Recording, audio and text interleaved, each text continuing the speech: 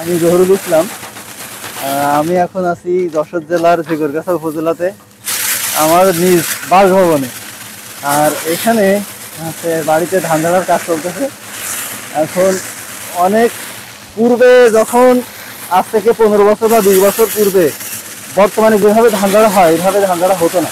আমি আমার দাদা দাদিদের কাছে শুনছি যে তারা পিটায় এভাবে বিচালি পিটায় ধান ঝাড়তো। কিন্তু বর্তমানে টেকনোলজির যুগ, প্রযুক্তির যুগ, তথ্য প্রযুক্তির যুগ হওয়ায় অভিনব পদ্ধতি আবিষ্কার হচ্ছে, যার কারণে খুব সহজ হয়ে গেছে ধান ঝাড়াটা।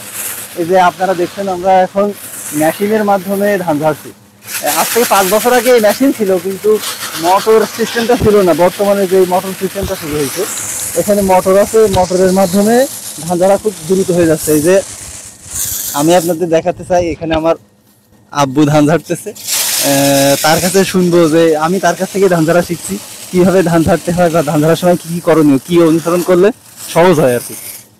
আসসালামু আলাইকুম। ওয়ালাইকুম আসসালাম। আচ্ছা, আপনি বলেন তো কিভাবে ধান ঝাড়লে চাষিদের জন্য সুবিধা হয়, বা এই ধরনের মেশিন কবে আসছে? হ্যাঁ, এই ধান বা গম এই যে ঝাড়াঝাড়ি, এটা কৃষকের আজকে সেই 80 দশকের দিকের আগের কথা বলছি আমি।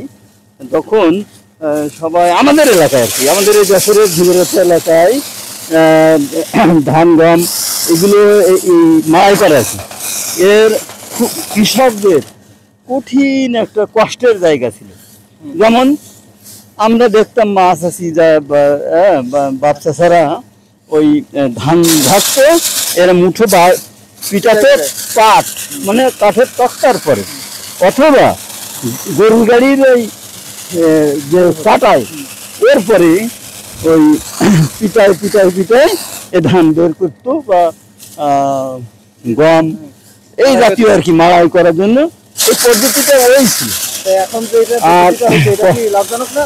অবশ্যই এখন এই যে আধুনিক যন্ত্রাংশ, পূর্বে যে মেশিনটা ছিল, যে প্রযুক্তি ছিল, তার চেয়ে অনেক লাভবানজনক এবং অত্যন্ত অল্প সময়ের ভিতরে অধিক পরিমাণে ধান আপনার এখানে প্রক্রিয়াকরণ করা যায়।